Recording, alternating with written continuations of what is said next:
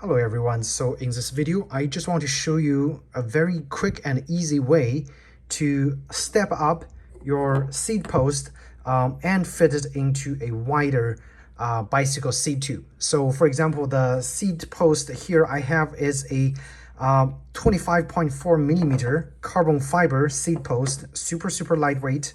I think this is around 140 grams because I cut it short. And my bike doesn't have much clearance, so I'm pretty much just using it right here. But this is a 25.4 millimeter seat post, very hard to find nowadays and very common in the old days where they use a lot of chromoly and steel bicycle tubings. So I have the seat post here, but the bike that I just recently acquired, I'll show you guys, the Shims Nova. The Shims Nova actually has a 27.2 millimeter seat tube. So I actually wanted to fit that thinner seat post onto this thicker seat tube. And I find out the exact tool that I need, which is one of those bicycle shims. So I bought both on Amazon, and I bought one by accident because this is not the correct size. This is actually a nicer one. This is a Cane Creek seat tube shim. This one converts the 25.4 millimeter to 26.8 millimeter, which is not the diameter of my bike. So I went onto Amazon again and I bought this one, which is 25.4. Again, it's the diameter of my seat post here. And it converts to 27.2. The only difference between those two, since they all takes the same 25.4 millimeter seat post, is the internal diameter is exactly the same. So I can fit this one in either of those, but the external diameter is different because you can see one shim is actually thicker than the other, which is this one. This is the correct one. So this one converts to 27.2 and this one converts to, and they're always marked 26.8.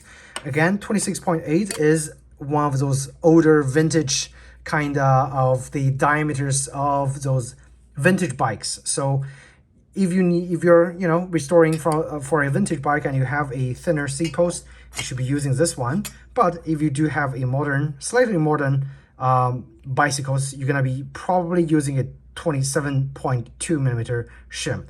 And on Amazon, those sells for about $7 to upwards of $15.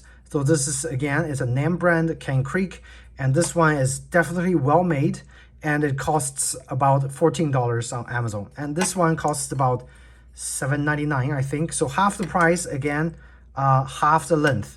And you also have to think about your bicycle's actual seat tubes. You probably sometimes don't want a tube that's actually too long because if you have very little clearance on your bicycle seat tube, you might be wanting a one that's slightly smaller.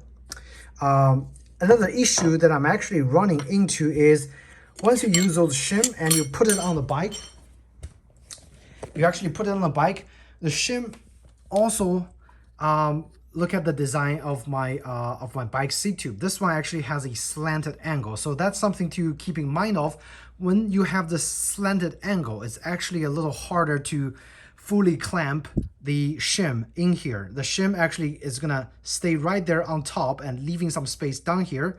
When I try to tighten the clamp, it actually didn't tighten the shim properly. I have to use extra force, more than the necessary force to actually tighten that shim. So that's again something to take into consideration. So that's actually another reason that I actually restored my original seat post here, and I'm just gonna sell actually the shorter and slimmer seat post to someone else who actually has a bike that has a proper seat tube size for that seat post. My word of advice is, in a pinch, yes, you can use a shim, but I personally wouldn't actually recommend using the shims to fit a thinner seat post onto your wider bicycle seat tube, because again, there's a free play. There's always going to be some free play because of the design of the shim, and it's just a little harder to tighten the seat clamp properly once you use those adapters. But they're here, so in a pinch you can use them, and give it a try, and you know, if it actually tightens down properly, then you don't need a you don't need to buy the proper size of seat post, and then you can reuse your old seat post sitting around. Why not, right?